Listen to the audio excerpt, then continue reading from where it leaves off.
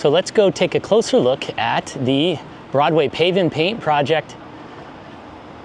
City of Portland just finished this, and I figured I would start it on Northeast 26th, which is the neighborhood greenway that it connects to in its eastern terminus. As you can see, they start off with just a bike lane here where it's still two ways. The project doesn't really start until Northeast 24th. Just a little quick background.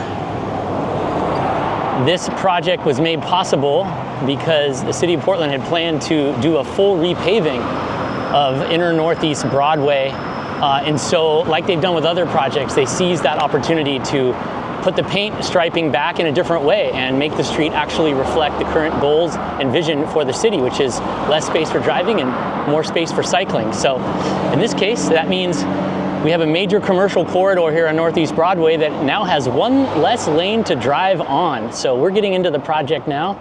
This is the first time I'm seeing this, folks. I probably should have run it through once before hitting record. Right away, we see someone crossing at 22nd, which is one of the new crossings that came along with this project. Over on the left, you can see the new angled parking. That's new. So they've removed a bunch of parking. They put an angled parking on the south side. Right here, they've got these new concrete medians, which are super nice. And this is a brand new crossing here at Broadway and 22nd. This will really slow drivers down as they come into this busy commercial area. And getting into the restripe, you may be curious why we're not looking at a parking protected bike lane, which has sort of become the standard for PBOT these days. Well, this is a project where they had to make some tough choices with the bike lane and with everything, because in these, 20 blocks or 15 blocks or so, it goes from 26th to 7th, I think. They only had $500,000, so they had $500,000 to do this whole project. So they used what they could with the concrete to make the medians to help the 5 new crossings, and most of the rest of it is just paint, so there's no physical protection of this bike lane. That really bothered a bunch of advocates who wanted this to be more of a world-class bike lane in here. But that's not what we got here. That's not what we got now, but it's something that could probably happen sometime in the future. Hey guys, I wanted to chime in with some updated information that I'm getting a few days after I recorded this. I just heard back from the Portland Bureau of Transportation, who just explained to me a rationale for why they went with this bike lane design. A lot of folks are wondering why it's not parking protected. I heard back from PBOT spokesperson Dylan Rivera. He definitely mentions the $500,000 budget and how, in addition to the bike lane and the new striping, they also had to fit the tight schedule of the pavement maintenance project, and that they also used a lot of that money for some of the pedestrian safety, the crossings, and the ADA access upgrades. It's also important to note that PBOT is saying that the way they design these bike lanes makes it, quote, easier to install a parking protected upgrade at a later time. That's because the design provides an immediate reallocation of space to bike and pedestrian safety and Main Street improvements with a lane reduction for motor vehicle traffic, unquote. So what PBOT is saying there is that essentially what they've done is they've taken the space on this street. They have a 12-foot wide bike lane there on the ground right now.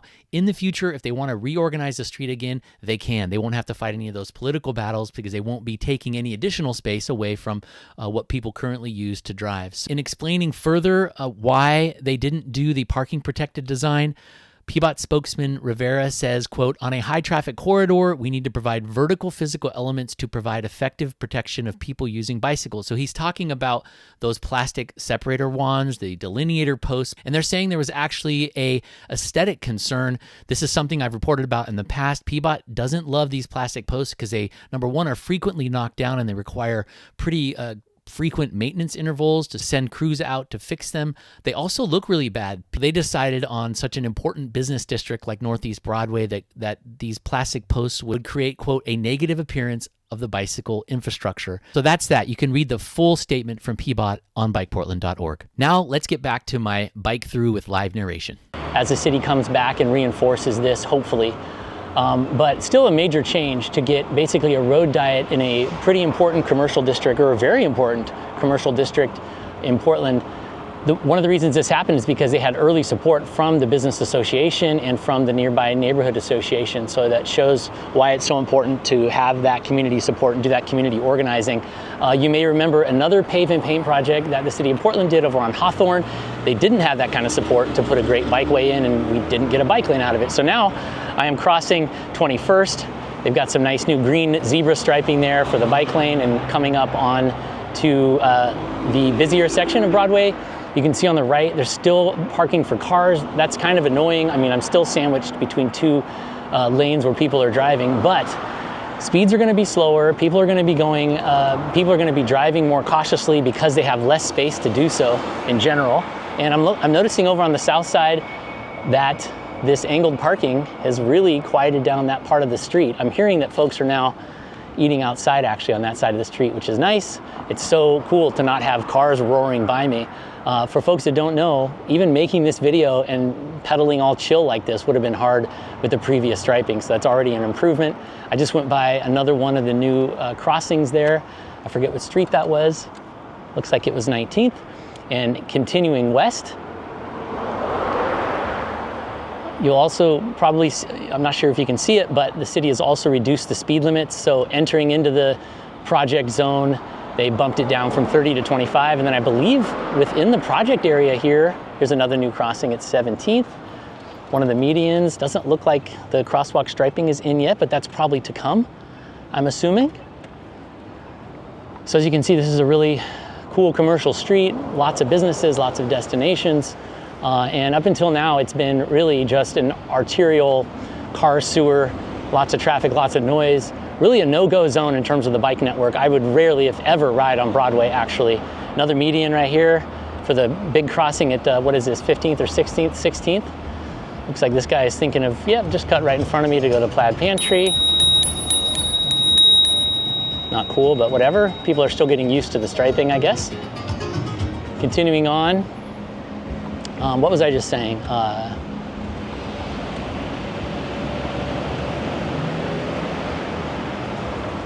Yeah, this street was, yeah, so you may be wondering why anybody would even ride on this street, since, of course, a block or two over we have Northeast Tillamook, which is one of the best neighborhood greenways in the city, really popular east-west greenway.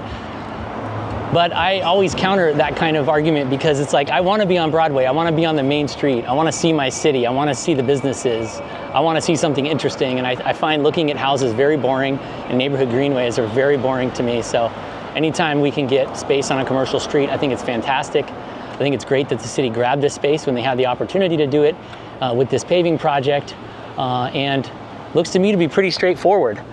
Again, this is a one-way street going westbound.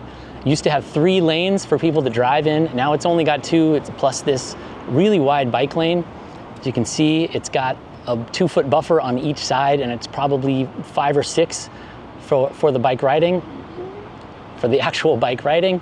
So I think the city said they had, I don't know, 13 to 16 feet total to do something with, and this is what they chose to do, make this nice bikeway. I think this is gonna really transform Broadway. City is pretty much complete with the project at this point. They do have some additional cosmetic stuff to do. It's definitely not 100% done, but I feel like it's done enough to start making some judgments and to see, you know, how it's working or not. So I hope everybody can come and take a look and ride this and get feedback. And I do hope that someday they can come back and make this more of a protected bike lane situation, although the fact that they've got parking to the right of the bike lane is going to make it harder for them to do any concrete protection here on my left. So we'll have to kind of wait and see, but overall, it's pretty easy to navigate from my perspective. Like I said, I've never actually even been on this before. This is the first time for me riding this. And in the past, this would have just been like a standard 1990s 4 to 5 foot wide door zone bike lane with no protection, no buffer, nothing. So this is quite a difference, the fact that I'm not even sweating this and I'm feeling pretty safe. I can tell by the sound of the motors and the tires and the cars in general that they're not going that fast. That tells me that it's already had a big impact on driving speeds. And I'm really curious to see the city's analysis when they go to do the before and after speeds. I'm sure it's going to go down. We've seen this many, many times citywide. When they reduce space for driving, the speeds of driving go down. It's just a hard and fast rule. And we're coming up to the end here at 7th. the last median, which is so nice because it helps people crossing the street on foot, gives them a little refuge. It also chills drivers down a bit. And I'm going to turn around and get some more footage. So thanks for coming with me on that little tour.